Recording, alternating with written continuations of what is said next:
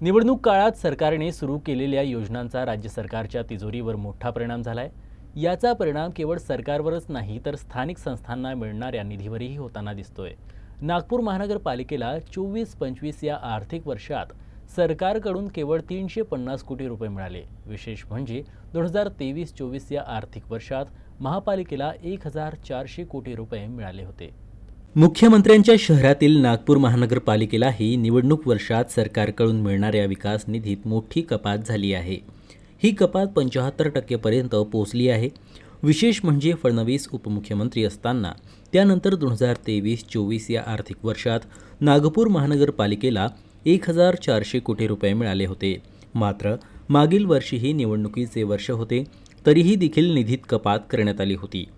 याचे एक मुख्य कारण म्हणजे निवडणुकीच्या वेळी सुरू करण्यात आलेल्या लाडकी बहीणसारख्या योजना। त्यामुळं राज्याचे आर्थिक गणित चांगलेच गडबडल्याचं दिसून येत आहे आणि त्यामुळेच स्थानिक स्वराज्य संस्थांना देण्यात येणाऱ्या विकास निधीत मोठी कपात सुरू झाल्याचं बोललं जात आहे। 2024-25 या आर्थिक वर्षात राज्य सरकारला पाठवलेल्या प्रस्तावांपैकी सुरुवातीला फक्त 10% रक्कम उपलब्ध करून देण्यात आली आहे। याआधी हे घडले नव्हते। विकास निधीबाबत राज्य सरकारचा दृष्टिकोन बदललेला दिसून येतोय।